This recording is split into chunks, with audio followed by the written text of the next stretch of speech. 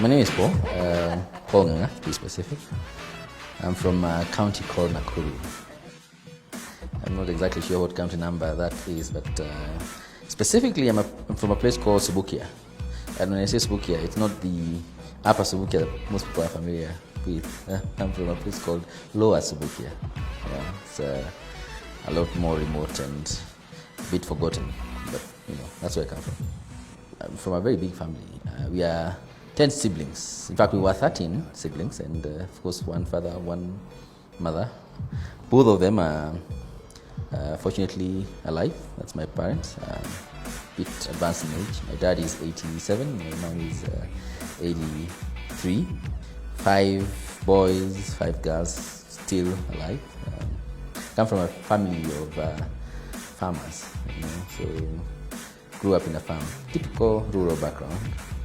Tending to goats and sheep and not necessarily taking a shower every other day.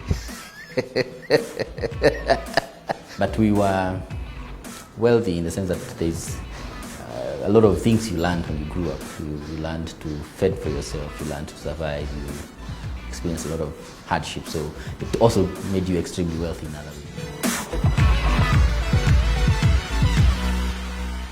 Maybe about 11, I knew I wanted to do something significant with my life. I didn't exactly know what that would be. And I think constantly I kept searching, where would I have maximum impact in my in life, in society? And I toyed with the idea of running for elective office at some point. Then I discovered I probably don't have the stomach for it. I've tried theatre arts at some point. Oh yeah. Then I realized I also don't have the staying power for going for rehearsals and things like that. It's not my thing. I stumbled into business, most likely because I had a relatively liberal boss who made me do a lot of things. And I got to understand the inner workings of how a business operates at a very early age. I think I was 22, 23. So at 22, I was already running a company, not mine. It so happens that I was working for this company, and I will not mention the name, but the company got into trouble with the taxman. And because of that, the director had to resign, and we had to find a way of making sure that the business continues. Now, when he looked at the people he had, he decided that the youngest member of the team, and also the youngest person by age, would be the person running things when he's away. So for a year, I held the helm for a company that had offices in Zambia, offices in Tanzania and Uganda. The same company set up? Yes, yeah, same company set up. And we were in media and publishing, contracted publishing to be specific. And that taught me a lot of things. It taught me quite a number of things about how money is made, when it comes in, where it goes, and most likely that it will come and go. And sometimes it goes more often than it comes. So I got a lot of understanding. I started seeing what most employees don't see.